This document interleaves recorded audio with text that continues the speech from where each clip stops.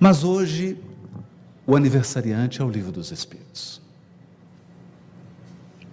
E a nossa homenagem a essa obra monumental.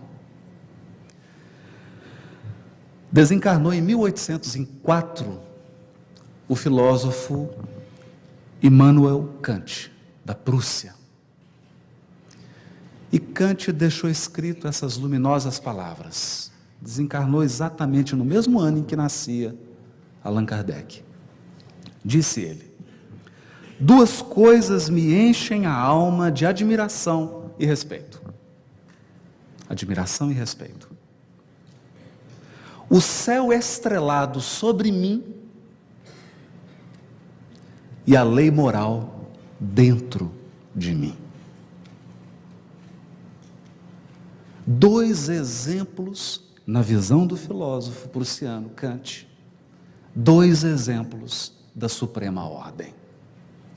O céu estrelado, a representar as leis cósmicas infalíveis, soberanamente inteligentes, que regem o mecanismo de movimentação de todos os corpos celestes,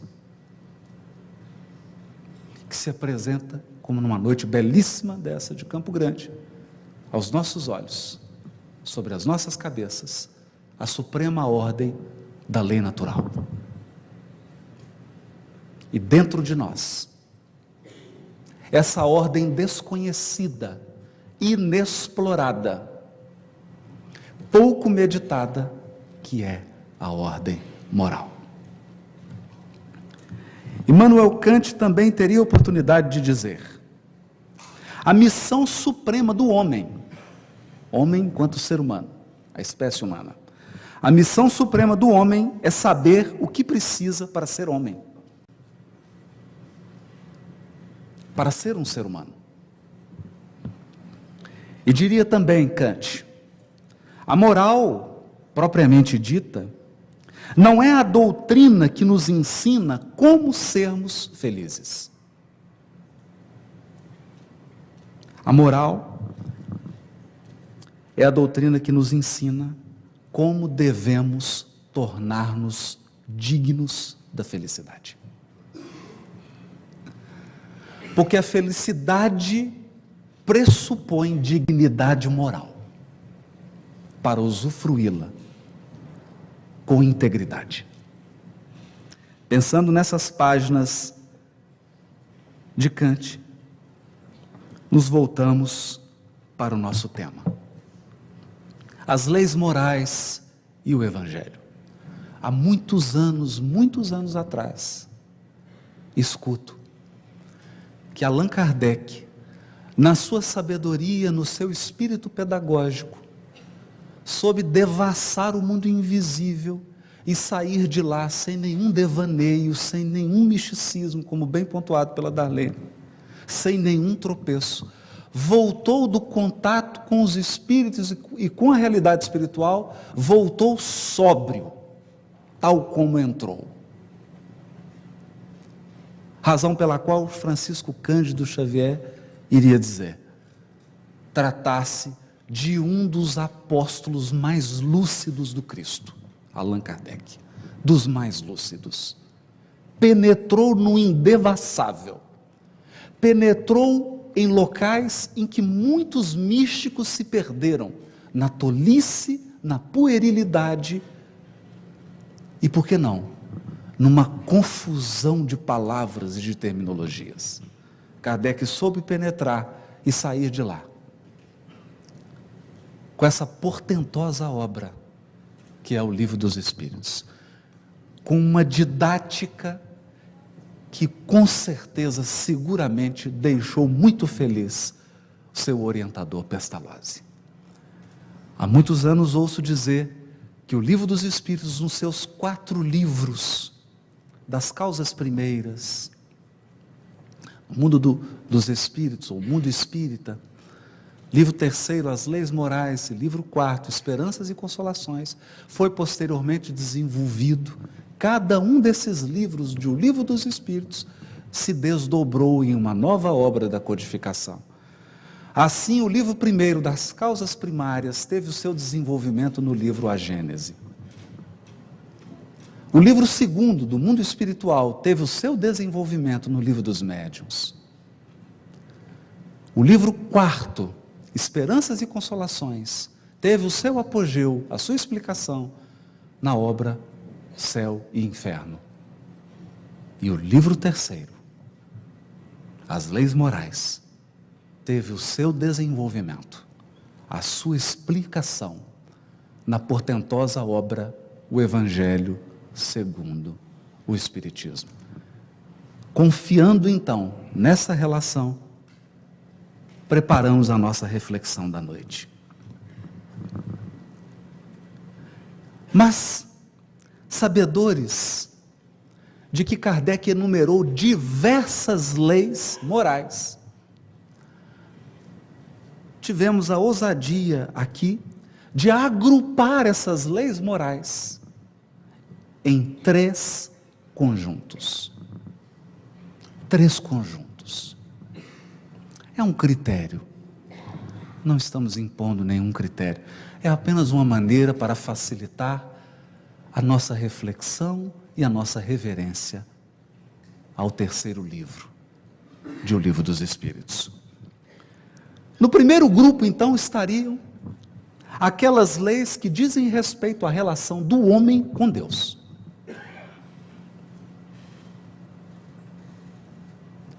O homem com Deus. No segundo grupo estariam as leis que dizem respeito à relação do homem, do ser humano, consigo mesmo. E no terceiro conjunto, as leis que dizem respeito à relação do homem, do ser humano, com o próximo. Do ser humano com outro ser humano. O homem com Deus, o homem consigo mesmo e o homem com seu próximo. 3 blocos. No primeiro bloco, então, teríamos 2 leis, as relações do homem com Deus. A primeira delas, capítulo 1 do livro terceiro, a lei divina ou natural. E capítulo 2, lei de adoração. Selecionamos algumas frases para que a gente possa mergulhar nesse universo dessas 2 leis morais, lei divina natural, lei de adoração, que dizem respeito à nossa relação com o nosso Criador, com Deus. Leremos na questão 614, a lei natural é a lei de Deus. Portanto, o astrônomo munido de um grande telescópio que estuda a cosmologia, que estuda o movimento dos astros, a constituição dos mundos, dos sóis, está estudando lei de Deus. Uma revolução. Porque acreditávamos que estudávamos a lei de Deus apenas quando abríamos livros sagrados.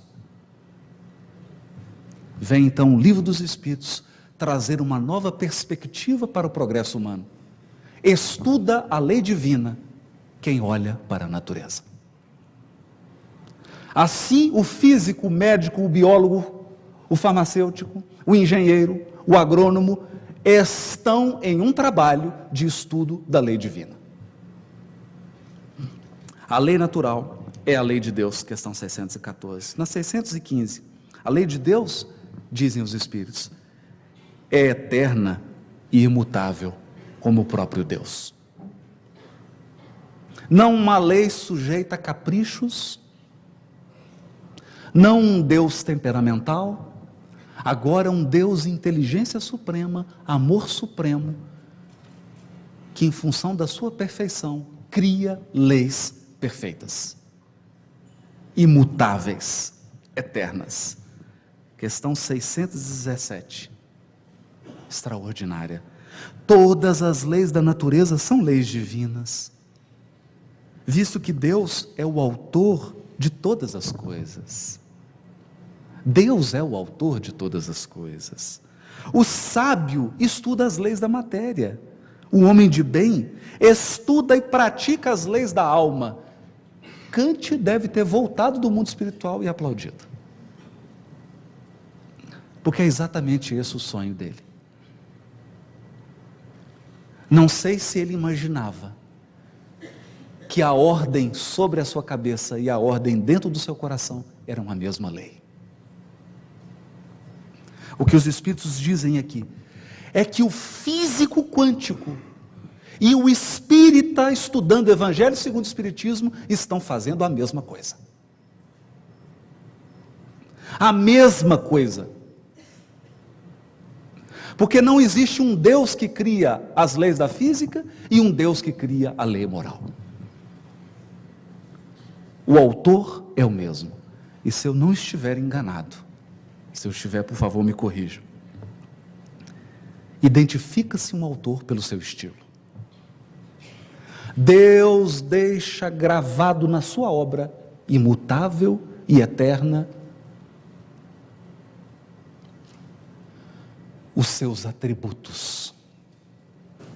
Os atributos da divindade estão inscritos nas leis naturais e nas leis morais. Observar o átomo e observar o coração do ser humano é acessar os atributos da própria divindade. Questão 624. O verdadeiro profeta é um homem de bem, inspirado por Deus. Podeis reconhecê-lo pelas suas palavras e pelos seus atos. Profeta? Como assim? Como que Kardec salta, está falando da lei natural e começa a falar em profeta? Isso está na primeira lei moral, lei divina ou natural. É porque exatamente essa é a proposta extraordinária do Espírito de verdade para a humanidade. Não há diferença entre lei natural e lei moral. Há missionários que encarnam para revelar aspectos da lei natural, quanto há missionários que encarnam para revelar aspectos da lei moral, mas são os mesmos, é a mesma lei, porque é um só autor. É um ordenamento jurídico, como dizemos na nossa área. Um ordenamento jurídico, você tem direito penal, tem direito administrativo, tem direito civil, mas é o mesmo ordenamento. Aqui também. Portanto, é importante identificar o profeta. E como se identifica um profeta? Profeta no sentido figurado, daquele que vem revelar algum aspecto da lei, pelo seu caráter, pelo seu comportamento, pela sua coerência, Podeis reconhecê-los pelas suas palavras e pelos seus atos. Porque as palavras de um missionário têm que refletir a grandeza da lei divina. E os seus atos têm que mostrar a coerência e observância dessas mesmas leis. Senão, ele é um mentiroso. E assim termina a questão 624. Deus não pode se servir da boca de um mentiroso para ensinar suas leis, dizem os Espíritos. Na questão 649, já entrando na lei de adoração, sim, a lei de adoração, a adoração é uma lei. Então não importa qual definição que você dá da palavra religião, não importa qual definição que você dê de religiosidade, de espiritualidade, existe uma lei que se chama lei de adoração. E essa lei está inscrita dentro de você. É uma lei divina ou natural. Mas, indaga Kardec, em que consiste a adoração? Num conjunto de papiros sagrados, de livros? Numa hierarquia sacerdotal? Num conjunto de dogmas? Num amontoado de rituais e de crenças e de observâncias? Será? É assim que expressamos essa lei moral dentro de nós? A lei de adoração? Não. Dizem os Espíritos. Na elevação do pensamento a Deus. Pela adoração, o homem aproxima sua alma de Deus. Por quê? Porque você se transforma em tudo aquilo que adora. nós nos transformamos naquilo que adoramos, para o bem ou para o mal. Para o bem ou para o mal. É assim que quando você penetra na vida de um músico de orquestra, a vida dele respira música. Da mesma maneira, quando você penetra no ambiente psíquico de um viciado em droga, a vida dele vibra droga. Porque nós nos tornamos aquilo que adoramos. A adoração verdadeira, no entanto, consiste na elevação do pensamento a Deus, o que você pode fazer caminhando pelas belas ruas de Campo Grande. Você pode fazer tomando um sorvete, tomando uma água, porque se adora a Deus pelo pensamento. E pelo pensamento nos aproximamos dele. Questão 652. Pode-se considerar a adoração como tendo sua fonte na lei natural? É uma pergunta? É uma pergunta? Porque equivale a dizer, religiosidade, buscar a Deus, é uma crença? É um costume social? É um ensino das escolas? Ou é uma lei natural? Dizem os Espíritos. Ela faz parte da lei natural, pois resulta de um sentimento inato no homem.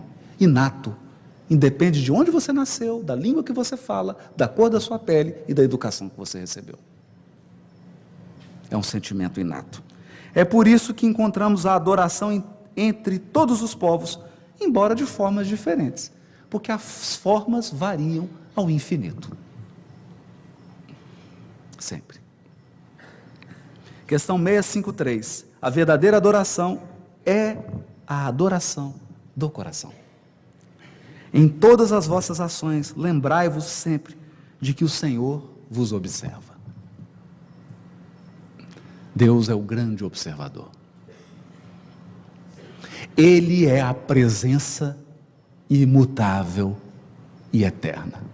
Ele é a grande presença. Ele está sempre presente. Sempre. É a única testemunha que nunca sai.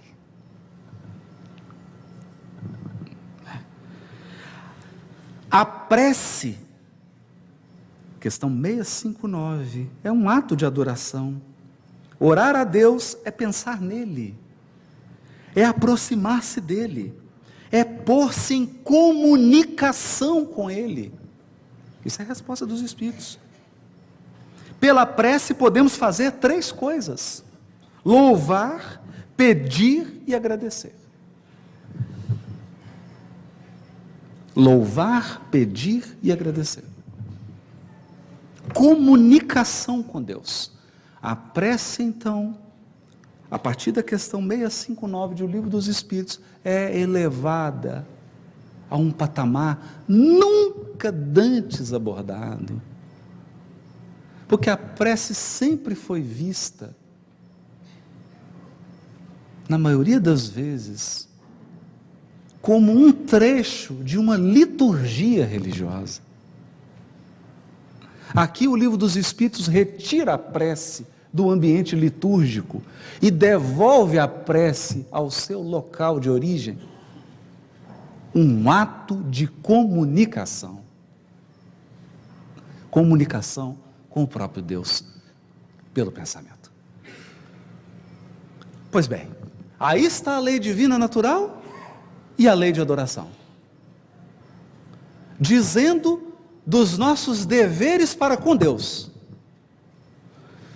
Evangelho segundo o Espiritismo. Kardec irá desenvolver essas 2 leis morais em alguns capítulos.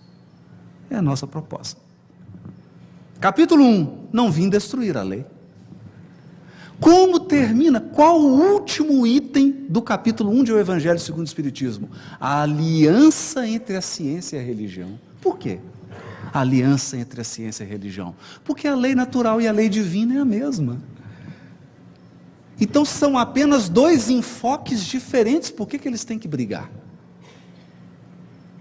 Por que nós temos que ter uma religião tola, cega, fanática, e uma ciência soberba, orgulhosa, prepotente? Por que não um cientista humilde, comprometido com a verdade? E por que não um religioso menos fanático, mais esclarecido, mais educado? Por que não um diálogo? Esse é o capítulo 1, não vim destruir a lei. Capítulo 2, meu reino não é deste mundo. Por quê? Porque exatamente no primeiro capítulo da lei moral, a primeira lei moral, que é a lei divina ou natural, é lá dentro que está a questão 625. Qual o tipo mais perfeito que Deus tem oferecido ao homem para lhe servir de guia e modelo? E a resposta é: vide Jesus. É lá, na primeira lei moral, Jesus aparece lá. E se você for cuidadoso o suficiente, já aparece na primeira edição do Livro dos Espíritos, quando tinha apenas 530 questões. É claro que a 625 não era 625, era 330 alguma coisa. Mas está lá. Por quê? Por quê? Porque não se pode falar de moral sem falar de paradigma. Porque moral é conduta. E para examinar conduta, você precisa de um paradigma. E o paradigma da prática da lei moral no orbe terreno é Jesus. Ele soube reunir nas suas palavras, nos seus sentimentos, nas suas atitudes, nas suas ações, na sua vida, a maior, a mais portentosa exemplificação de todas as leis morais. Ele é a lei moral andando entre nós. A lei moral viva. Aquela que está dentro de mim, dentro de você. Só que nele, deixou de ser potência e virou ato. Deixou de ser potencialidade e virou atributo. Nós temos a lei moral em nós, como semente. Em Jesus já é uma árvore frutífera. Por isso o capítulo 2, meu reino não é deste mundo, que termina com o depoimento de uma rainha desencarnada, que vai falar sobre a realeza de Jesus. Realeza. Porque se existe um diferencial na sociedade entre reis e plebeus, no mundo espiritual, o que nos distingue é a nossa elevação moral e intelectual. Essa é a verdadeira realeza. Capítulo 3, há muitas moradas na casa de meu pai? Claro. Por que esse capítulo tem a ver com a lei divina e natural, com a lei de adoração? Porque agora nós saímos do sistema tribal de adoração. O que é o sistema tribal de adoração? A minha religião está ligada à minha língua. A minha religião está ligada à minha cor da pele. A minha religião está ligada à minha cultura. As religiões do mundo são tribais. Tribais. Elas acreditam em um Deus personalizado. E um Deus, vamos usar a linguagem moderna, customizado. Né? Então vocês já perceberam como é que existe o Jesus alemão? Tem o Jesus alemão. Né? Tem o Jesus francês. E aí a gente muda a cor do olho, muda a cor da pele, muda o cabelo, muda os hábitos dele, para adequar a nossa tendência. E quando não ocorre o pior, nós criamos uma linha demarcatória entre aqueles que fazem parte da nossa religião tribal e aqueles que não fazem parte e que têm que ser destruídos. Nesse capítulo de O Evangelho segundo o Espiritismo, há muitas moradas na casa de meu pai. A humanidade recebe um convite, a religião cósmica do amor e da verdade. Eu tenho certeza absoluta que o dia que um habitante de outro mundo se comunicar conosco, ele já leu o Livro dos Espíritos. tenho a menor dúvida disso. A menor dúvida. Porque todos os orbes são moradas, são habitações da imensa casa divina. O Espiritismo lança o homem em uma crença cósmica, não mais tribal. Chega de forma, chega de língua, chega de cor da pele, chega de costume cultural. Agora é universal. Capítulo 16. Não se pode servir a Deus e a Mamon. É o Evangelho segundo o Espiritismo. Porque não estamos falando dos nossos deveres para com Deus? Lei de adoração?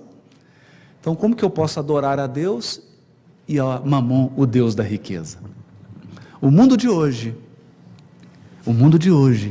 desculpem, eu não estou fazendo nenhuma crítica, eu não estou censurando ninguém, até porque não tenho autoridade para fazê-lo. Mas o que nós estamos assistindo hoje no Brasil, sabe o que é? São os adoradores de Mamon. As pessoas que vendem a sua dignidade por alguns milhões de dólares. Isso é adorar Mamon. Porque nós não temos nenhum problema com dinheiro, ou melhor, não deveríamos ter, desde que o dinheiro esteja a nosso serviço. Eu não posso perder a minha dignidade para ganhar o dinheiro. Mas como nós somos uma sociedade adoradora de Mamon, não importa o seu caráter, importa a sua conta bancária.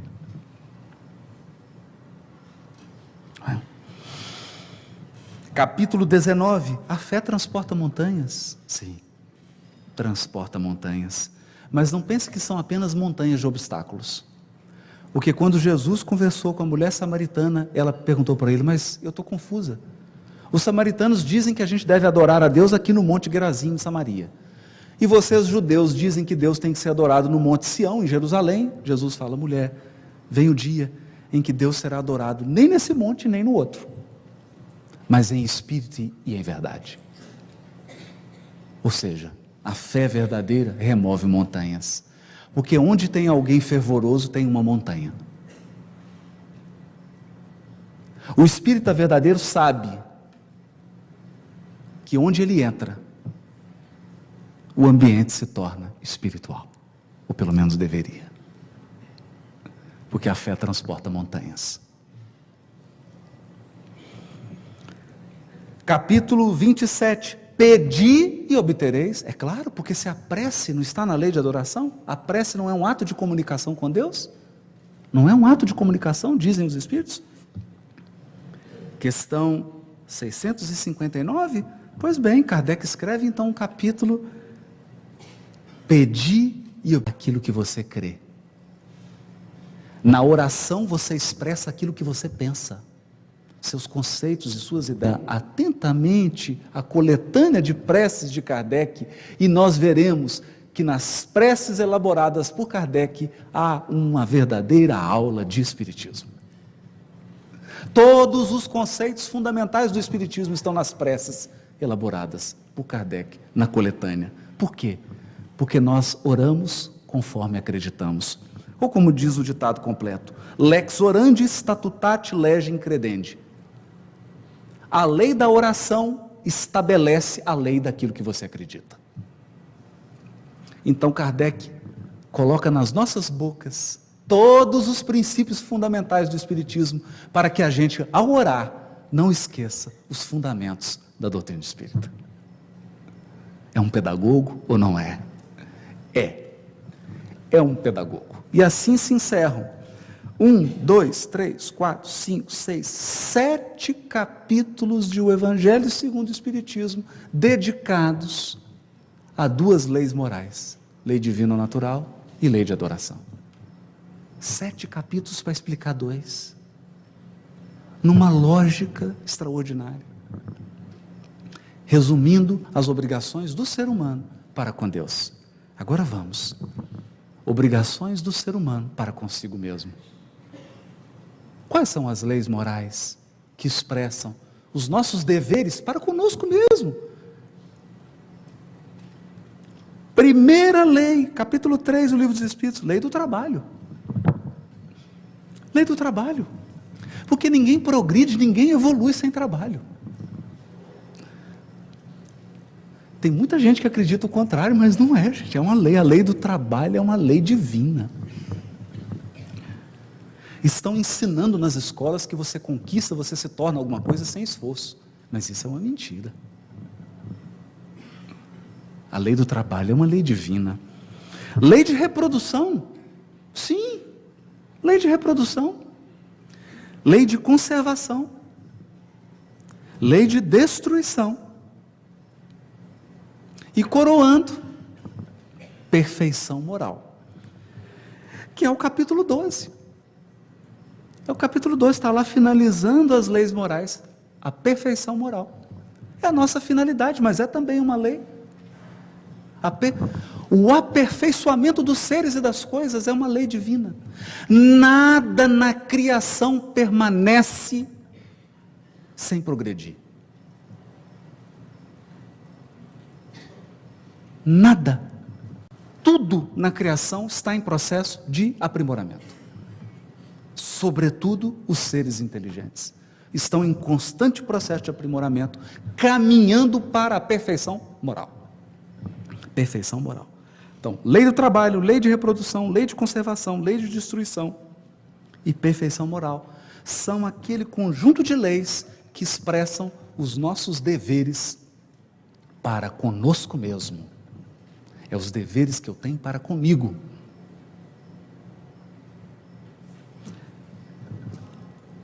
Uma degustação desse conjunto. Questão 895. À exceção dos defeitos e vícios acerca dos quais ninguém se pode equivocar, qual o sinal mais característico da imperfeição? Quando eu li essa questão, eu fiquei confuso, porque eu falei, meu Deus, se tirar os defeitos, tirar os vícios, não sobra nada, só sobra coisa boa. Não. Sobra ainda o elemento fundamental. O abuso que dela se faz é que causa o mal. Então, o orgulho é o excesso da autoestima.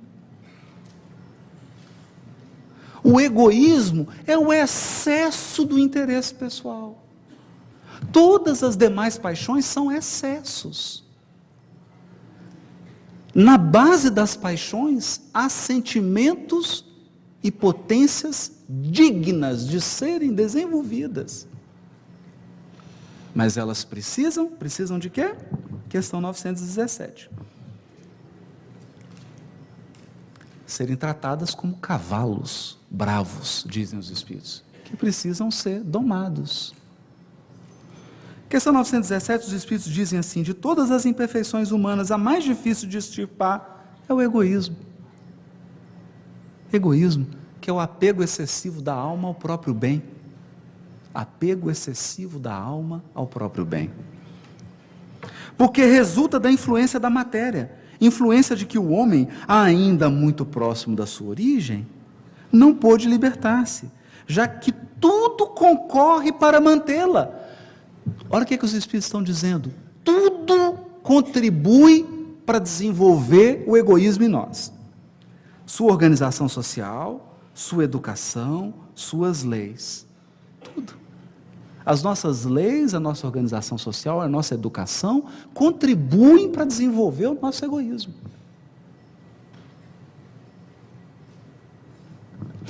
Então os Espíritos estão denunciando que todo o nosso aparato social está voltado para desenvolver egoístas. Então por que nós estamos nos assustando com os acontecimentos? Por quê? Se a nossa sociedade é uma sociedade que forma egoístas. Toda vez que nasce uma criança, os Espíritos falam assim, mais um egoísta que vai ser formado. Mais um. Não é? Mais um.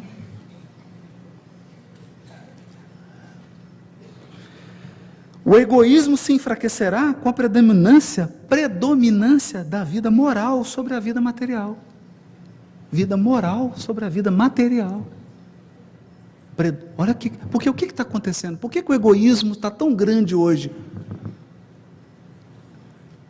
Porque há uma predominância da vida material sobre a vida moral. A pessoa prefere perder o caráter do que perder dólar.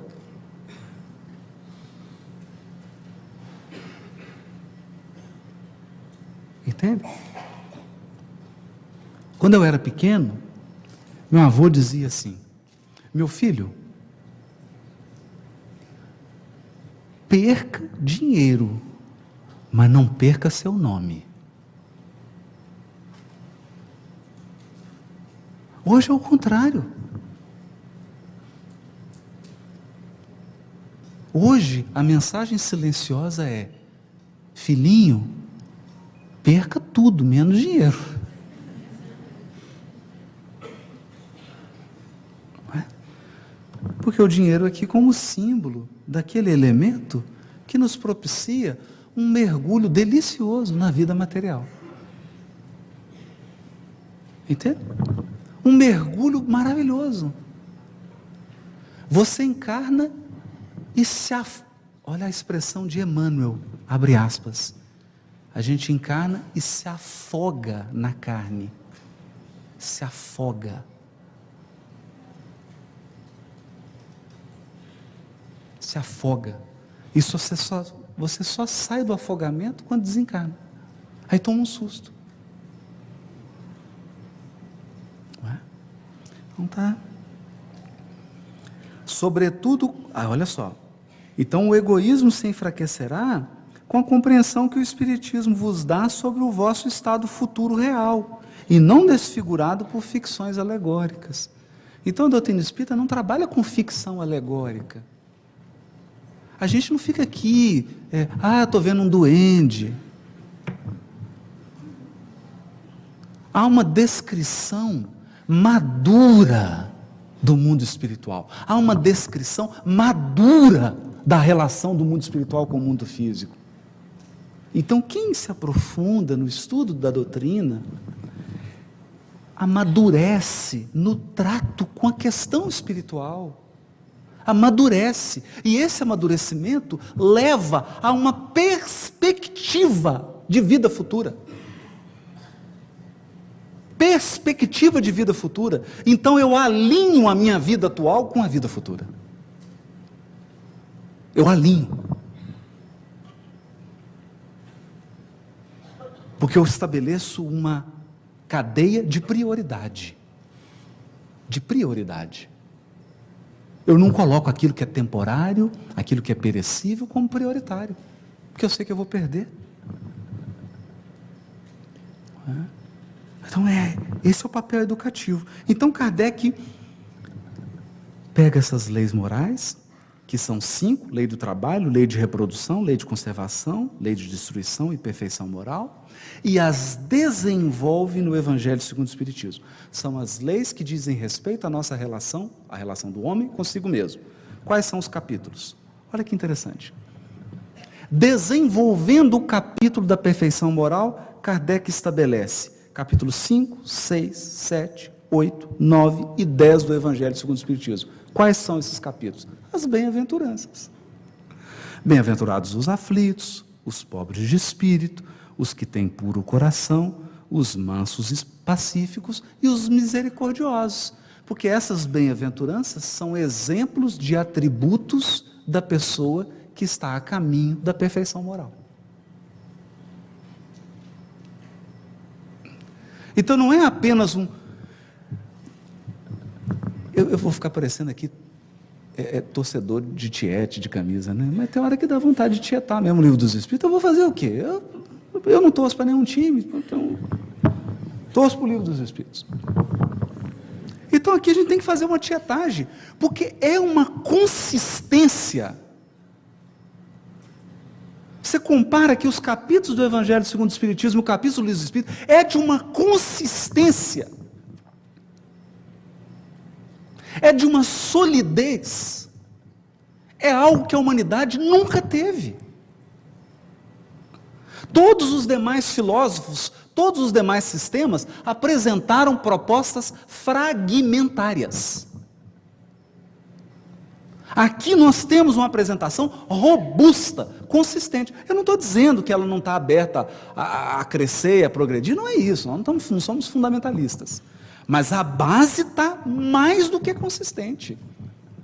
Ele fala da perfeição moral e aqui desenvolve 1, 2, 3, 4, 5, 6 capítulos do Evangelho segundo o Espiritismo para esclarecer, detalhar em que consiste a perfeição moral. Então, perfeição moral consiste em ser humilde, ser resignado, ter um coração puro, ser manso, ser pacífico e ser misericordioso, para que ninguém tenha dúvida do que tem que adquirir.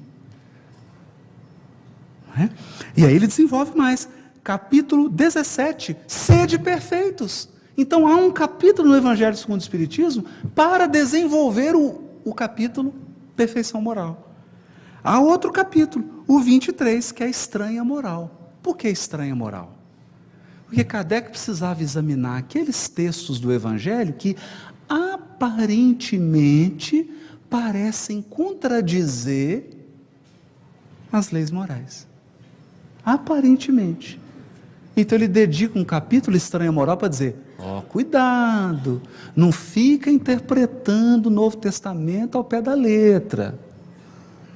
Presta atenção, contextualiza a mensagem de Jesus, e eu vou dar uns exemplos aqui agora. E escreve o capítulo estranha moral. E no 25, capítulo 25 do Evangelho segundo o Espiritismo, buscai e achareis, porque na verdade, a caminhada da perfeição moral é uma caminhada de busca e de encontros. Buscai e acharei. Portanto, todos esses capítulos do Evangelho segundo o Espiritismo para falarem da nossa relação conosco mesmo, do seu compromisso com a sua perfeição moral. Olha como é que está tudo junto. Olha a consistência da codificação. Então já falamos aqui das leis que dizem respeito à nossa relação com Deus, das leis que dizem respeito à nossa relação conosco mesmo, e agora, por fim, as leis morais que dizem respeito à nossa relação com o nosso próximo. Eu com Deus, eu comigo mesmo, eu com o outro. Quais leis? Óbvio, lei de sociedade. Lei de sociedade. Lei de progresso. Lei de igualdade. Lei de liberdade.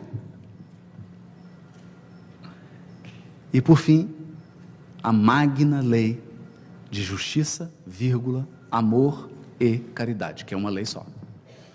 Lei de justiça, amor e caridade. Porque não há justiça completa sem amor e caridade. É por isso que a nossa justiça está tão debilitada. Porque ela é justiça trôpega, ela é justiça manca.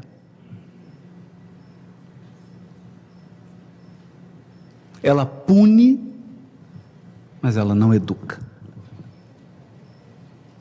Lei de justiça, amor e caridade. Vamos degustar um pouquinho desse conjunto de leis que dizem respeito aos nossos deveres para com o nosso próximo. Questão 647. Toda a lei de Deus está contida na máxima de amor ao próximo ensinada por Jesus? Toda a lei de Deus está contida nessa máxima? Porque você poderia chegar e falar assim, não, então tudo pode ser resumido em amar ao próximo como a si mesmo. Está certo isso? Aí os espíritos dão um puxão de orelha. Dizem assim, certamente essa máxima encerra todos os deveres dos homens uns para com os outros.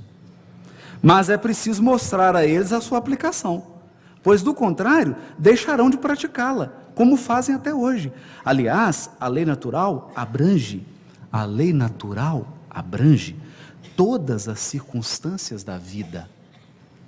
E essa máxima, que é amar ao próximo como a si mesmo, é apenas uma parte da lei. Os homens necessitam de regras precisas. Os preceitos gerais e muito vagos deixam muitas portas abertas à interpretação. Então é como se ele dissesse assim, nós vamos explicar tudo, como diz lá na minha terra, tintim por tintim. Explicar tudo, detalhado. Até repetitivo, para que não tenha dúvida. Para que não tenha dúvida. Questão 879. Qual seria o caráter do homem que praticasse a justiça em toda a sua pureza? Praticasse a justiça em toda a sua pureza. Qual seria o caráter dessa pessoa? Está falando de justiça. Aí os Espíritos respondem: o do verdadeiro justo, vírgula, a exemplo de Jesus, vírgula. Porque praticaria também o amor ao próximo e a caridade, sem os quais não há verdadeira justiça. Então, não há verdadeira justiça onde não há amor e caridade. É simples. É simples. Se eu pego só justiça, eu não preciso dizer mais nada. Nós estamos agora com o Estado do Brasil, com a intervenção do Exército na penitenciária. Precisa dizer alguma coisa? Precisa dizer alguma coisa? Darcy Ribeiro, na UNB, fez o seguinte discurso para as autoridades que estavam presentes numa cerimônia na própria UNB: senhores políticos e administradores, eu vos conclamo a investirem na educação, porque senão faltará recursos públicos para a construção de presídios, de tantos que eles serão, de tantos que eles serão. Então nós optamos por uma política social de construção de presídio e não por uma política social de adequação e de construção de escolas. Por quê? Porque acreditamos numa justiça manca, numa justiça cega. Não precisa nem ter a venda nos olhos, ela já é cega. Por que é cega? Porque não tem amor nem caridade. Mas não é pieguismo, não. Não é pieguismo. Quando o Décio recebe um doente com uma infecção gravíssima, que pode matar todos os pacientes da CTI, você acha que ele faz o quê? Fala: ô gente, vem cá, todo mundo, vamos abraçar o doente? Claro que não. Ele isola o doente, trata o doente. É uma infecção grave. Até ele, médico, pode morrer. Então, o que a gente faz quando alguém foi infectado pelo vírus mais poderoso e mais maléfico da humanidade, que é o vírus do crime? Você isola e trata. Sem pieguismo, mas com amor e caridade. Qual o verdadeiro sentido da palavra da caridade? Tal como Jesus a entendia. Essa é famosa. 886. Benevolência para com todos, indulgência para as imperfeições dos outros, perdão das ofensas. Por quê? Porque a caridade é o supremo testemunho de respeito ao outro.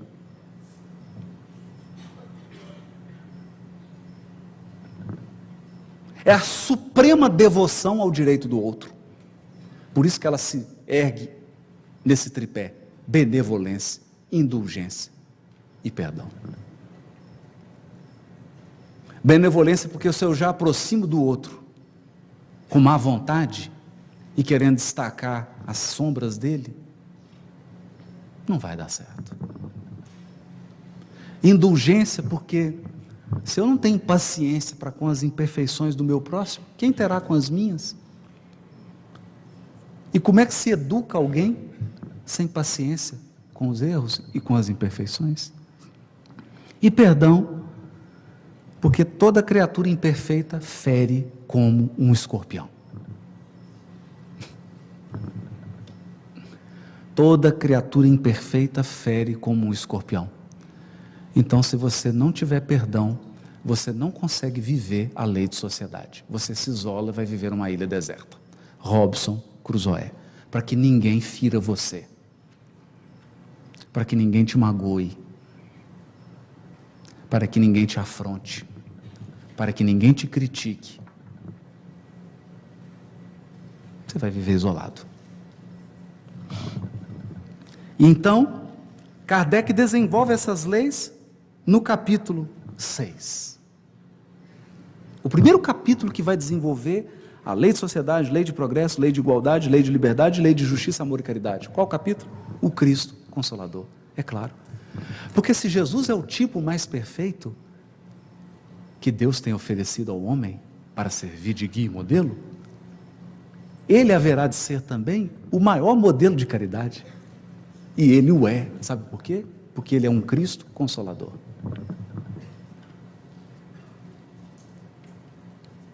O Espiritismo nos apresenta um Jesus que não é o Jesus da cruz. Não é o Jesus da Páscoa.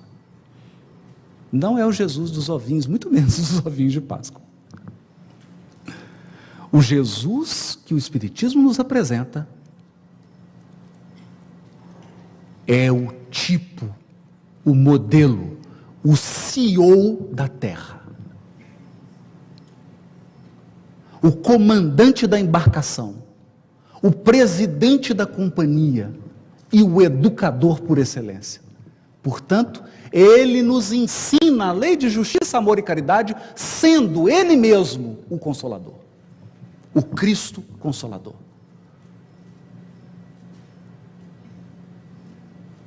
Porque se você pegar a carteira de trabalho de um anjo, eu nunca peguei não, mas me disseram.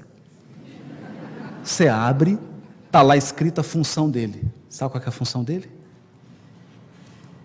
Sabe qual que é o trabalho dele? Caridade. Caridade. O ofício dos espíritos puros é presidir, cooperar, coordenar e auxiliar os que não são puros. Porque senão, os mundos ditosos seriam de um tédio absurdo. Não é? Você imagina, eu acordo e falo assim, André, meu querido, o que nós vamos fazer hoje? Nada, você é puro, eu também.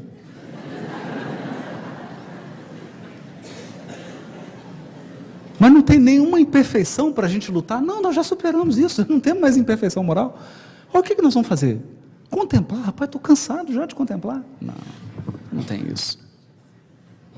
Os anjos e os espíritos puros se mobilizam num intenso trabalho de tutoria. Porque só pode ensinar quem já percorreu. Você só leva até onde você foi. Nem mais nem menos. Você só leva até onde você foi. Então, Cristo Consolador, capítulo 11. Amar o próximo como a si mesmo. Capítulo 11 do Evangelho segundo o Espiritismo. Capítulo 12. Amai os vossos inimigos. Claro, não pode ter perfeição moral se eu amo só amigo. Tem que amar os inimigos, mas na justa acepção do termo amar. Na justa acepção do termo amar, que não é amor hollywoodiano. Capítulo 13, não saiba a vossa mão esquerda o que dá a vossa direita. Aí tem uma série de capítulos agora do Evangelho segundo o Espiritismo, que vai nos ensinar como cumprir a lei de justiça, amor e caridade. Como cumprir a lei de justiça, amor e caridade? Primeiro, sem ostentação. Não saiba a vossa mão esquerda o que dá a direita. Honrai vosso pai e vossa mãe, fora da caridade não há salvação. Muitos os chamados, poucos os escolhidos, porque nós não estamos na lei de sociedade. Esse conjunto de leis aqui não tem a lei de sociedade? Então há uma seleção natural dos habitantes da terra. Os trabalhadores da última hora, claro. Não é lei do progresso? Trabalhadores da última hora. Haverá falsos cristos e falsos profetas. E aqui eu queria me deter. Eu queria me deter num ponto.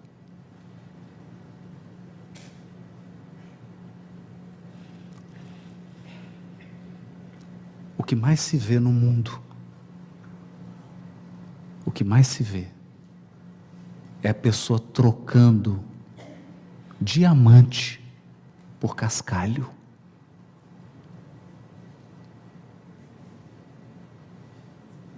Tem contato com essa obra portentosa que é o Livro dos Espíritos? Tem contato com essa obra portentosa que é o Evangelho segundo o Espiritismo, que desenvolve as leis morais, e troca essa pepita de diamante por doutrinas espiritualistas que são,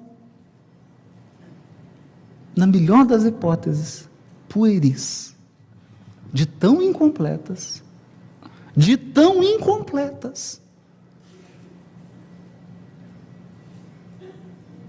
Nós falamos aqui, Kardec dedicou um capítulo a muitas moradas na casa do meu pai. Então já deixou definido, todos os orbes do universo são habitados.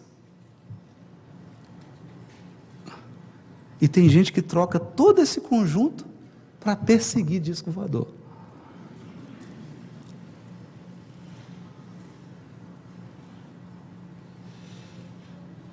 Se apega a um detalhe e transforma aquilo numa coisa. Quando ele tem um conjunto. Então era preciso advertir, haverá falsos cristos e falsos profetas. E hoje eu posso dizer com a maior convicção, sabe qual que é a característica do falso Cristo, do falso profeta? É que ele te faz acreditar que a parte é o todo. Ele te faz acreditar que a parte é o todo. Então dizem que certa vez o diabo resolveu passear pelo Mato Grosso do Sul. O diabo mesmo, o Satanás. E o Satanás passeava por Campo Grande com um ajudante e um saco nas costas. Então ele foi caminhando pela Afonso Pena e ia jogando uma mentira. Mas o discípulo, que era um aprendiz de diabo, ficava numa felicidade. Né? Porque sempre tinha um desatento que pegava a mentira, mas era pouco. Porque o pessoal aqui de Campo Grande é bem inteligente. Falava assim, mas tinha um mais desavisado, estava mais distraído, pegava uma mentira. De repente, ele chega num ponto e tinha uma aglomeração enorme de pessoas, o olho do diabo brilha. E ele então tira do saco uma meia verdade e joga. Meu Deus, foi igual noiva jogando buquê. Mas houve uma aglomeração de gente para pegar a meia verdade, e o discípulo falou assim, mas diabo, você está jogando uma meia verdade? Ele falou assim, meu filho, é pior do que uma mentira. Por que é pior que uma mentira? Porque você se apega à parte verdadeira e engole a parte falsa.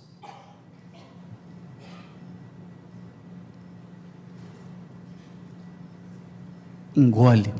É igual, todo mundo já ouviu falar naquele peixe que chama traíra? É uma delícia.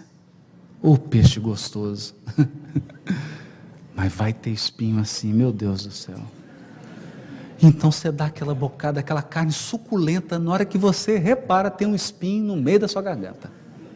É a meia verdade. A meia verdade. Todos os misticismos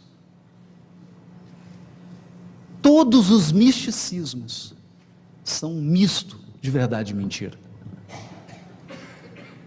Te dão um pedacinho de verdade para você engolir um caminhão de mentira. Capítulo 22. Não separeis o que Deus uniu. Porque aqui está falando, olha, lei de sociedade, lei de progresso, lei de igualdade, de liberdade. Então, diz respeito a uma responsabilidade que eu tenho com o outro. Sobretudo na relação afetiva. Capítulo 24. Não ponhais a candeia debaixo do alqueire. Porque todos nós somos trabalhadores do progresso e herdeiros do progresso. Ninguém tem o direito de amealhar luzes e guardar para si, só.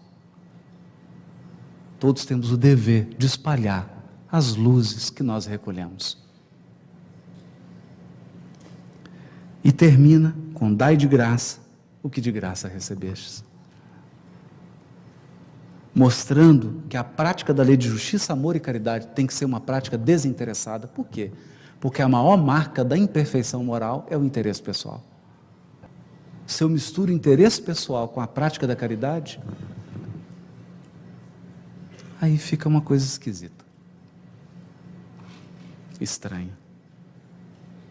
E assim, encerra-se o Evangelho segundo o Espiritismo, que explicou, item a item, todas as leis morais. E nós encerramos repetindo com Kant: duas coisas nos enchem de admiração e respeito: o céu estrelado sobre nós, com a sua ordem, a lei natural, as leis da física, da química, da biologia, da cosmologia, todas as leis naturais, e a lei moral dentro de nós. Enquanto espíritos milenares, nós podemos fugir dessas leis, podemos fugir e fazer de tudo, mas elas estão dentro de nós, e chega uma hora que elas se impõem, porque fazem parte da nossa natureza. Deixar de cumprir essas leis morais é deixar de ser nós mesmos, é abdicar da nossa própria essência.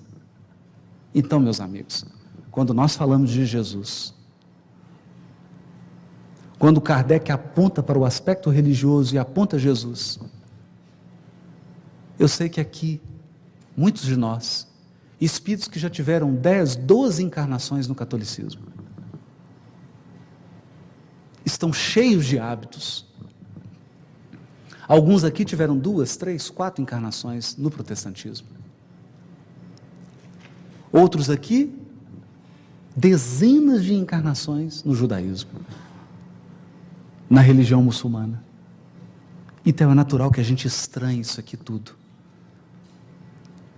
E é natural que a gente encontre, mesmo no movimento espírita, umas abordagens um pouco exóticas de Jesus. Mas aqui nós temos que reconhecer, para fechar, lei moral e o Evangelho.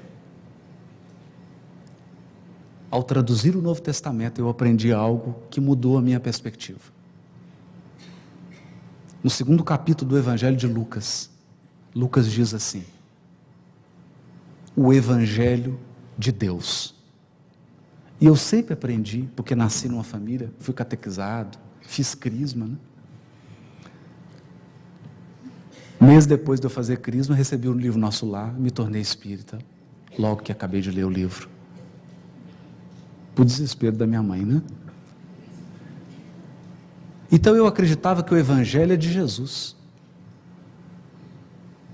Eu tinha essa ideia. E pior, eu confundia Evangelho com os livros do Evangelho. Então eu achava que Evangelho é Mateus, Marcos, Lucas, João, Evangelho apócrifo. Percebe? Eu confundia o livro com o Evangelho. E achava que o Evangelho é de Jesus. Não. O Evangelho é de Deus.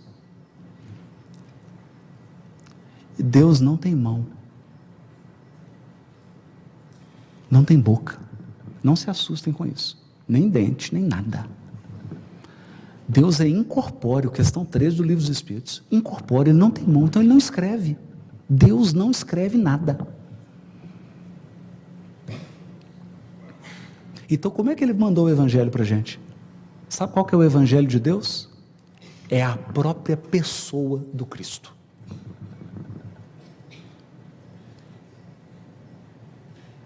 Por quê? Porque ele é o Espírito que concretizou todas as potências morais da alma.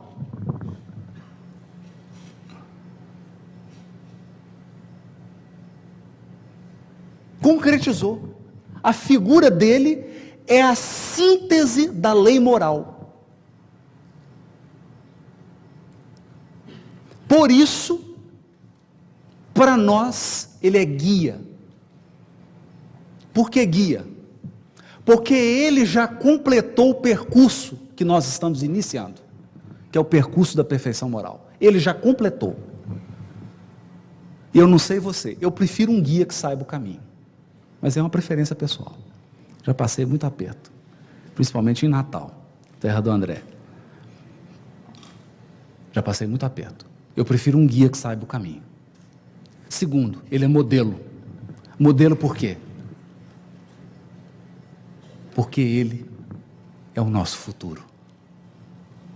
O seu futuro, o meu futuro, é ser como Cristo. A perfeição moral. É expressar dentro de nós a ordem que há nas estrelas. O dia que a ordem do cosmos se expressar dentro de nós, seremos espíritos puros. E aí, meu amigo, nesse dia, não haverá diferença entre o céu estrelado e o seu coração, porque esse será o dia em que Kardec, sorrindo, terá visto a sua obra se tornar uma realidade individual e social em cada um de nós. Muito obrigado. Boa noite para todos.